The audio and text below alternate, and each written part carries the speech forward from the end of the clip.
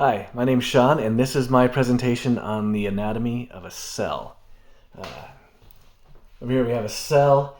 It is encapsulated by the phospholipid bilayer that we read about last week. Within that is the cytosol, or the intercellular fluid. This is primarily composed of water and is the fluid in which everything is suspended in. At the center, we have the largest organelle, the nucleus. This is the portion of the cell that houses the DNA, as seen here by the little double helixes. Not all cells have a nucleus. Red blood cells, for example, lack this nucleus, but most cells do. And because of this DNA, it's recognized as the genetic control center. Encapsulated around the nucleus is the nuclear envelope. This nuclear envelope is perforated with nuclear pores that help regulate molecular traffic in the form of DNA, RNA, and enzymes through the envelope, and it also helps hold the bilayer together.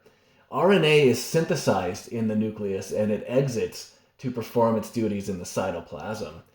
At the center of the nucleus is the nucleolus, this little red portion here. This nucleolus produces the organelles called ribosomes. Ribosomes are proteins assembled from mRNA sequences, and they're synthesized proteins in accordance with a chain of amino acid sequences.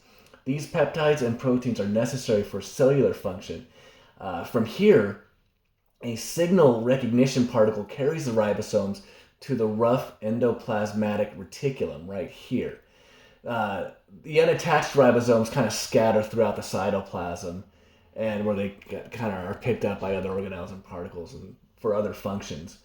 The rough ER is a continuation of the nuclear envelope, and it is full of folds called cisterna, and these folds are what houses the ribosomes. The smooth ER is a continuation of the rough ER. It's located over here. The smooth ER doesn't have any ribosomes. It's mainly kind of concentrated on helping to detoxify the cytosol here, but we'll talk about that in a minute. Another organelle over here is the Golgi complex. This also has cisterna in the form of flat sacs. It kind of resembles a stack of pita bread. These sacs receive the newly synthesized protein from the rough ER, and it kind of puts the final touches on protein and the glycoprotein synthesis. And it also synthesizes and adds carbohydrates to some of these ribosomes. When the proteins are finished, they are transported to the cytoplasm here in transport vehicles called Golgi vesicles, right here. These Golgi vesicles sometimes, after they're packed with the ribosomes, they'll sometimes leave the cell membrane in a process called exocytosis. Other Golgi vesicles include these small bubble-like particles called lysosomes here, and this identified with these yellow spheres. These lysosomes are filled with enzymes, and they travel around the cell, breaking down organelles and other particles. Lysosomes are also used by white blood cells to break down bacteria within the cell, and they're also used by the liver to release stored glucose into the blood.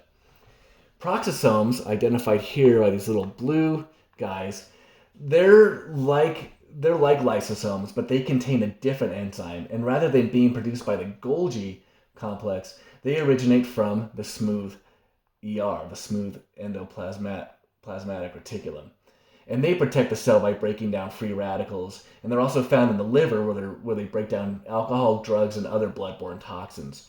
The end result of this breakdown is a hydrogen peroxide, and an excess of hydrogen peroxide isn't necessarily good for the cell or the body, so that is broken down into water and oxygen by an enzyme called catalase.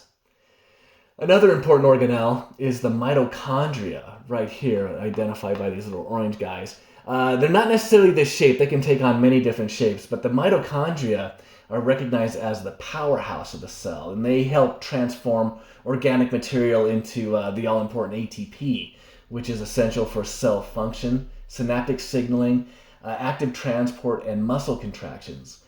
Enzymes are located within the cristae, or the cristae of the folds of the mitochondria. If we look over here, I kind of have a cross section, and it has these folds, and in between the folds is an area called the matrix.